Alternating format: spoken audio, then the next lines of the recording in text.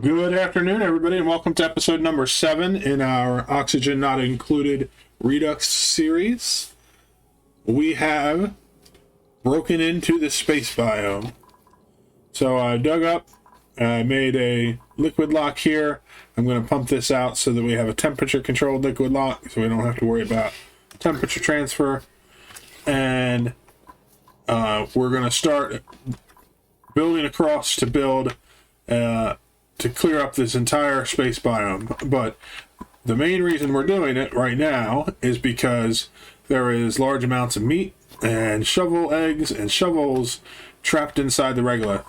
So before we go much farther than this, what we need to do is get a place to put those shovels so they're not all over our base. I want to build a self-contained shovel facility, and I think I'm going to build it right up here, right above the airlock, because I think that'll be okay. I think that'll work just fine. The shovels don't need air, so they'll be fine out in space. And then when I do eventually have renewable regolith coming in from space, I don't need to move it around my base. It can come in and get eaten by the shovels right up here at the spaceport. So I'm going to get started on clearing out an area for it and building our shovel ranch here. I was going to have my shovel ranch outside on the top of the base, but then I realized that I want to have auto sweepers and stuff in here for the time being anyway, and so I need some kind of gas in here. So I just sealed it up and made an entrance on this side, and I still have the airlock underneath, but this is the top corner of the base. I am extending my way out to make a roof, basically. You can see that there are shovels in here that I'm collecting, but these are mostly ones where I have hatched the eggs. And I'm not even powering the incubators yet. I will. But the way it's working, as long as I tame them and keep them groomed, I get at least 2 eggs from each of these shovels before they run out of food. This is without feeding them. So I'm putting no food in, I'm just putting a little bit of duplicate time in to tame them and ranch them.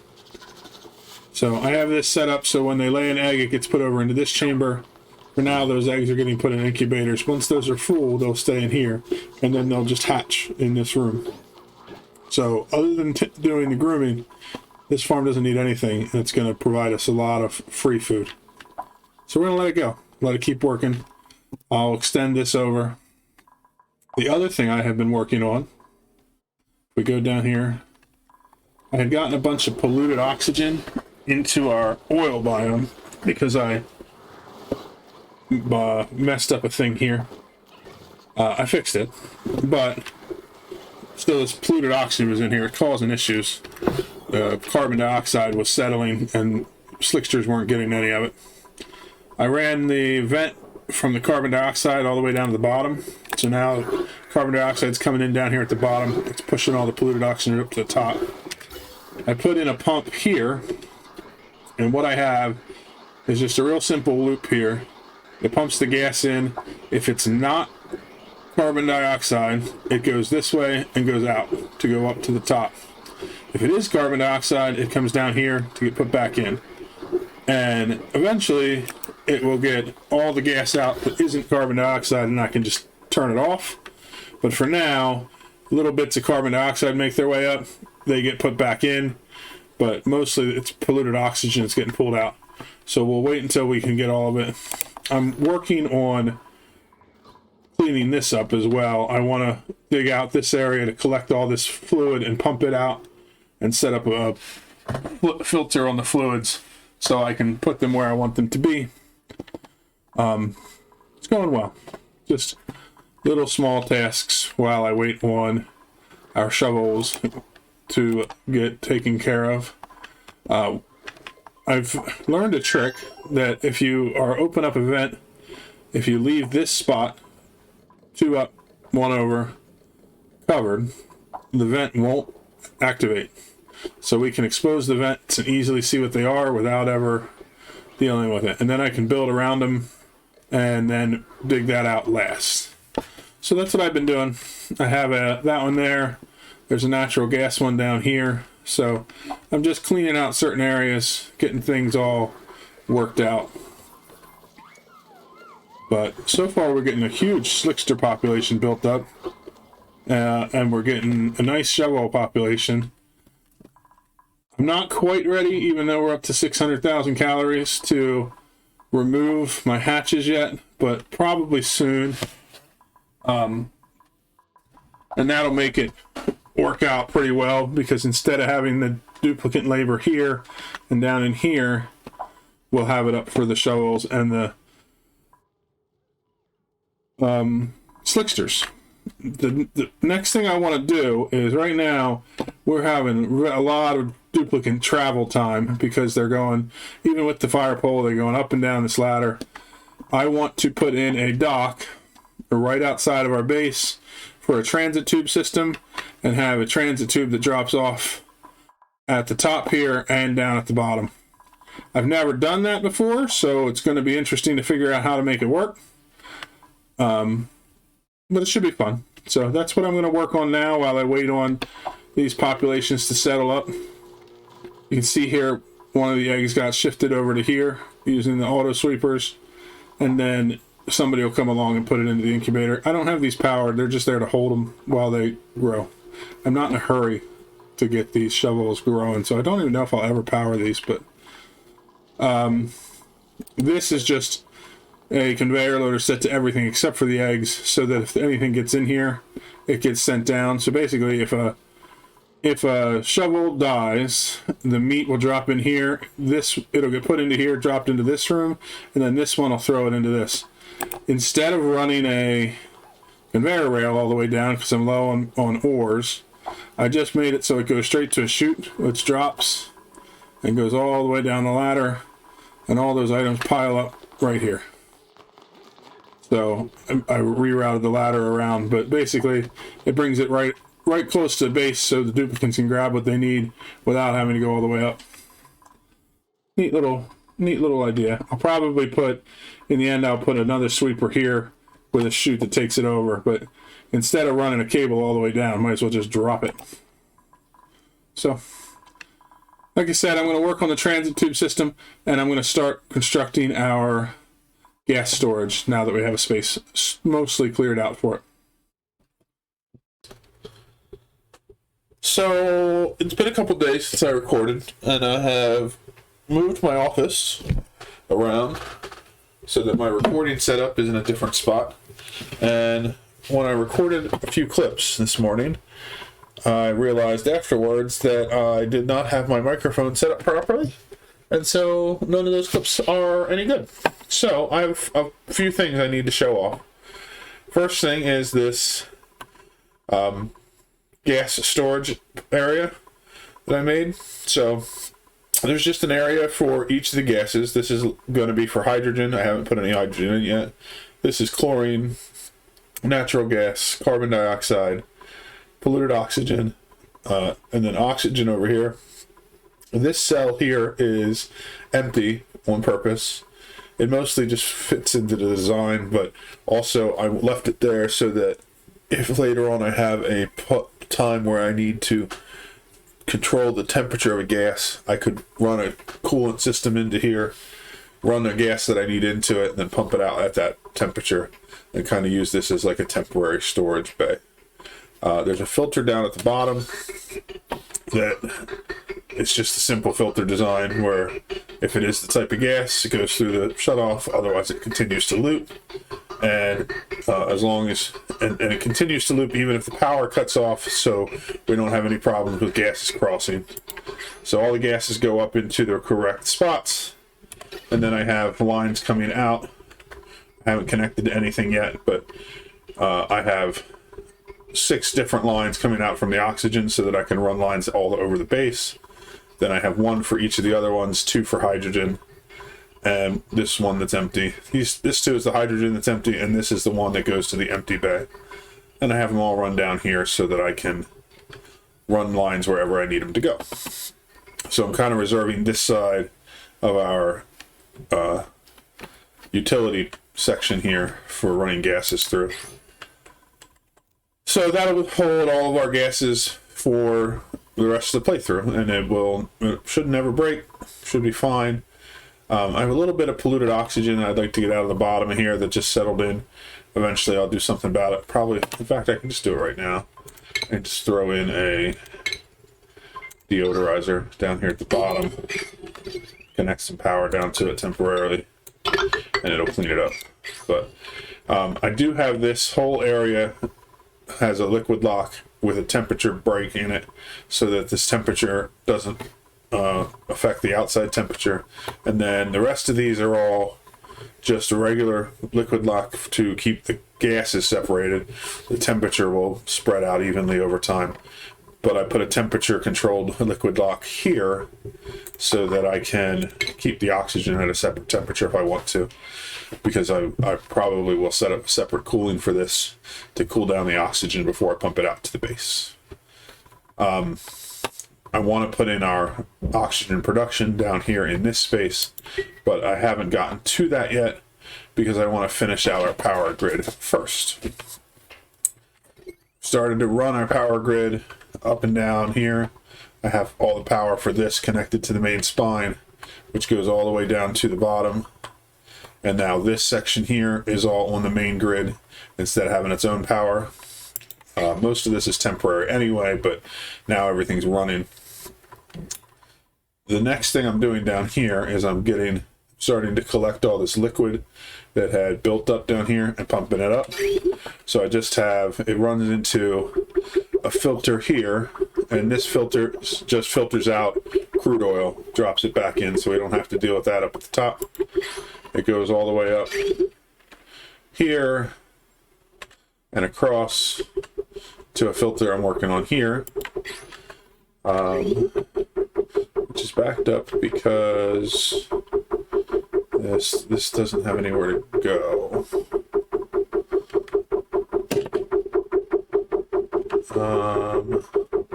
Not sure why that is yet. I'll have to figure that out.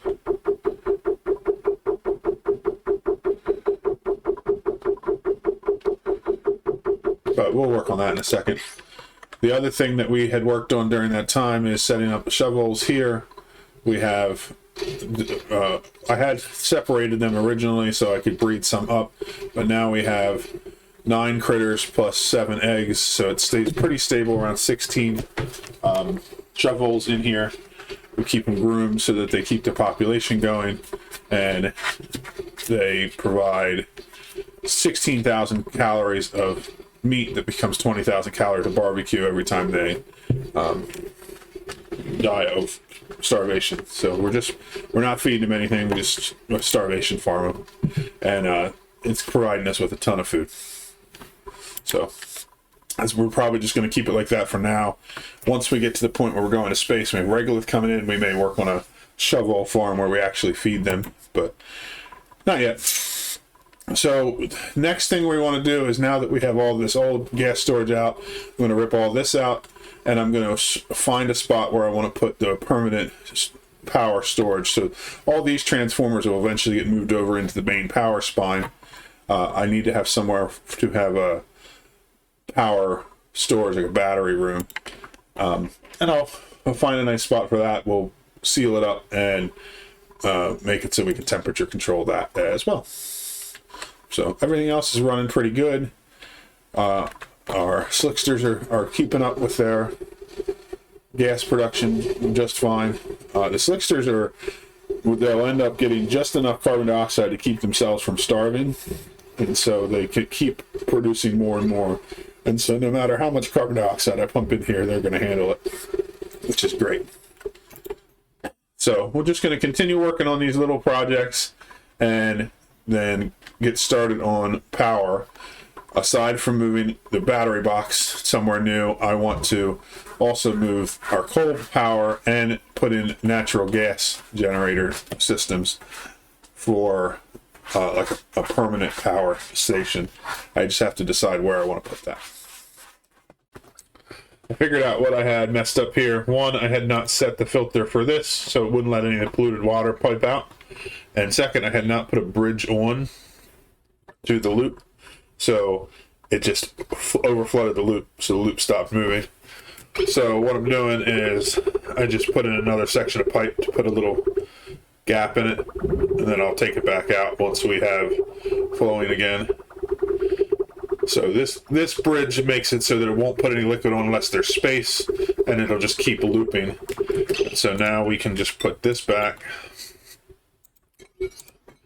disconnect this part, let that finish out, disconnect that. So now fluid will flow on because there's space, but if there's fluid coming in from this bridge first, this one won't go on, just using that little priority trick. And so now we have water and polluted water being filtered. Once we get more liquids coming up, we'll probably have salt water eventually getting piped in. We will have to put in a new filter and then decide where to send that. But for now, all the water and polluted water down here will be handled. The crude oil, like I said, will get pumped back into the crude oil biome. I keep having to get this water out of here because I had a water leak here. I think I finally got most of it handled, but it just keeps coming back, driving me nuts. So the other thing I'm working on while I finish cleaning that up is clearing out the top here. I think I'm going to put the power station up here at the top, and my thinking behind that is eventually I'm going to be putting a solar power grid up here, so then it can connect right to the grid, and so then we can have this. Also, we can pump out the exhaust gases right into our liquid storage. I mean our gas storage. I have to decide where I want to put liquid storage, because this water and polluted water down here under our oxygen is temporary, because I'm going to be moving that oxygen system anyway. So I'm going to have to make a bigger system for storing our different waters. So I'm thinking maybe I'll put the power here, and then we'll put liquid over next to it, and then all of our utilities are at the top of the map. So it's just a slow process of clearing out space so we can do that, and clearing out the liquid down here. The next thing I want to do also is put in a gas filter up here so we can start clearing out the gas from the top of the map that's collecting all this hydrogen. Should be pretty easy, because we just put in a pump right here and then run the line down to bridge it right onto our filter. Just finished building a battery box here. So it's pretty big, probably overkill, but what the heck. We have a liquid lock to keep the temperature in. I'm filling it with hydrogen. I still have this pump running down here because I have a little bit of oxygen here. Once it goes back out, I will shut that down. Right now it's just filtering back through. But we're pumping hydrogen in here until we get it saturated, so that we have some gas to spread the heat. And then we have our own little cooling solution for the whole area. I left this pipe intact to pull up polluted water from down here, because I'm planning on using that same coolant for our power plant, which I'm going to build right below here. But for now, I just want to get this set up so we have some power storage. I haven't connected the batteries to the network yet, because I wanted to wait until we had some hydrogen in there so we could get some nice cool stuff going on. So let's disconnect the power to our pump here. I also left an extra transformer in here, more than I need, because I'm going to have some automation that is in our power plant that's going to need some power, so we can pull it off of there. So this I think we can take out. We have this, it's all filled with hydrogen. It's going to keep pumping hydrogen in. I'll go until it's, a little oversaturated with hydrogen, so we have some nice heat transfer. It's already cooling down really quickly. These power transformers have gotten up to like 150, which is why I started putting in the hydrogen before all the gas was out, because I didn't want them to overheat and break. But let's connect up the power grid. I'm going to do it one line here at a time. This one, let's suppress that so we don't have to see the icon for now. So these are filling up with power. They're producing heat, but we're still keeping them nice and cool. I'm going to switch up to a little bit faster. All right, so probably not going to see too much of a problem until we get some real power in there, and our system doesn't have enough power generation to keep everything filled up. So let's just connect it all up now, because I'm pretty sure everything's going to work just fine. We'll get rid of that. I'm going to leave this here just in case I have any breaks while I'm adding in the power component underneath. But before I get to doing that, I am running really low on steel and stuff like that. So I want to set up a little area for an industrial block to make some cooled steel production. So I'm not quite sure where I want to put that yet, but that's going to be the next project we do. But for now, any extra power we have from here is going to go up there. I think I'm going to disconnect all but one of these batteries so that more power gets stored at the top. I gotta check and see. The automation I have is connected to this last one though, so I think I need to reconnect this, and then I want to make sure that the settings from this one go all the way across.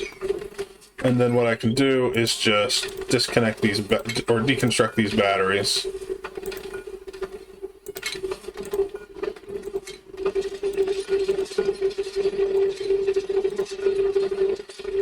This way the power is getting stored up in our new battery box rather than down here, and we're not generating heat since we're going to be trying to get rid of that soon.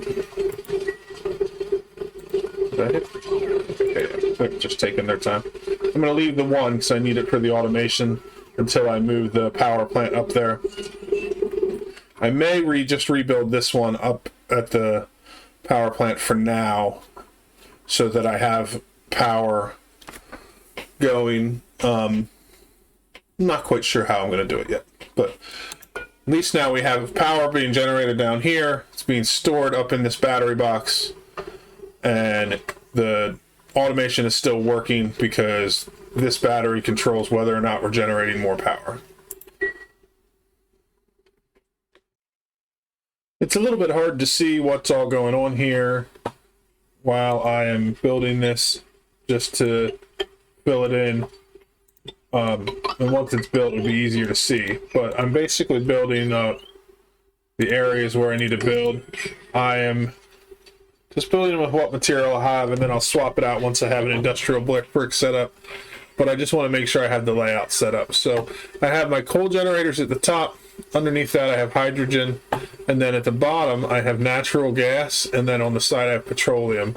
The reason I'm setting it up that way is because the petroleum and the natural gas is going to output polluted water, and then I have a little trench collection at the bottom so this pump can pump the polluted water out as fast as we produce it.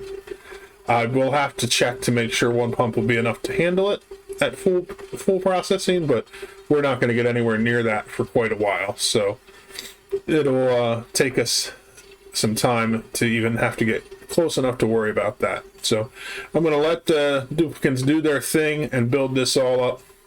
Then I'm going to start sealing it up, get the air out of it, and start producing some power in our new power brick. Gotten all the power here worked out. I'm going to show exactly how this is set up. First, I'll start with the automation. I have our first battery hooked up to the natural gas generator. Second one is hooked up to our coal generators.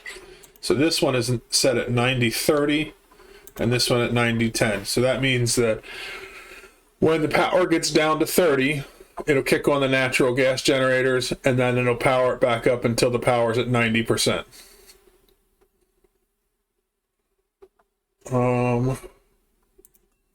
Yeah, so 30% kicks on natural gas, it goes back up to 90.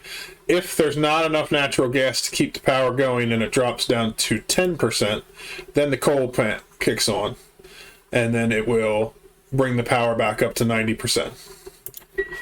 Once we get more, the other power system set in, we'll change up that automation, but that's how it's set for now.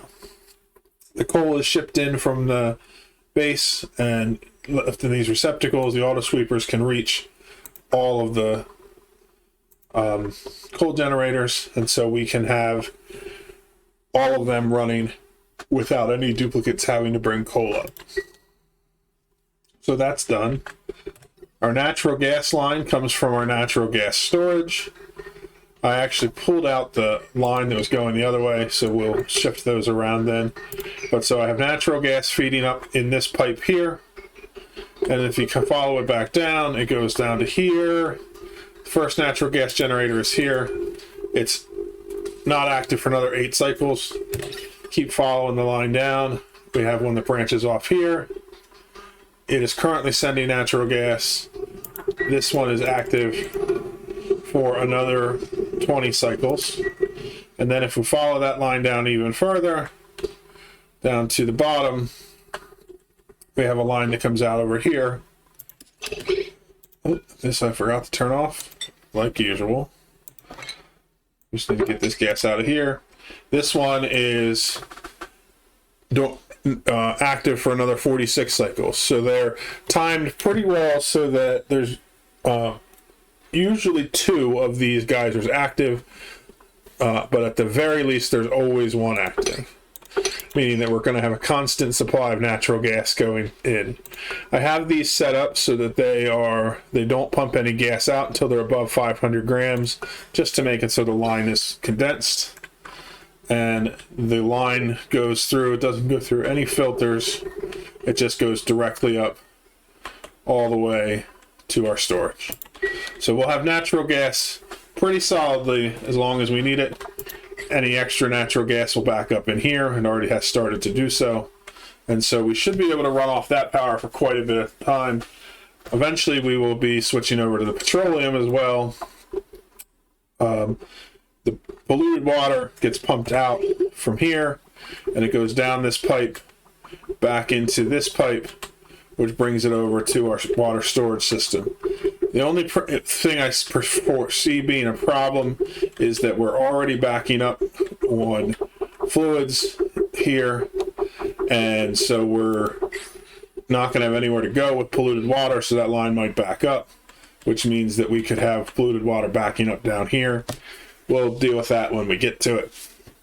Once we move our oxygen, which will be the next episode, we're actually going to be producing even more oxygen than we need, so we'll be processing through water faster, and that means that we probably will not have a backup, so that is a good thing.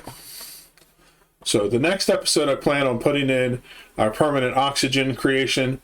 I'm going to set up a system that can produce 6 kilograms of oxygen per second, which is way more than we'll ever need for this base, but I have the water on the map to do it, so I'm going to do it. The other thing we're going to work on is shoring up our water supplies. I have a bunch of cool steam vents on the map. I have several of these cool slush geysers. I have several saltwater geysers. I want to go through and get them all set up so that they are processed and handled efficiently, so that we can be getting as much water out of this map as we can, and that'll be the next project that we're working on. To do that, we're definitely going to need more steel for cooling and things like that, so we're going to have to finally decide where to put in our industrial brick for steel production. And I'm probably going to put that somewhere up here, just because that's where I'm starting to get everything put in. As far as food goes, we still have shovels making a lot of food. I set up a little bit of incubators so that we can keep those eggs increasing the production. We also have our slicksters that are down here. They are running very low in carbon dioxide because I haven't finished this pipe, but I'll finish that between episodes so that we have our carbon dioxide getting dumped off down there. We were getting quite a bit of it stockpiled again, so definitely need to get it moving so we can keep them fed. So that is going to be it for today's episode. We managed to get our power completely set up, which is great. And like I said, next week we'll move into our oxygen supply. I'm actually going to be starting to do this Oxygen Not Included episodes a little more often because I'm enjoying doing them, and I'm changing the schedule up a little bit. So I don't know which days for sure they'll be coming out, but I'm hoping to do 2 episodes a week. So hope you enjoyed watching it, and we'll see you in the next one. Bye-bye.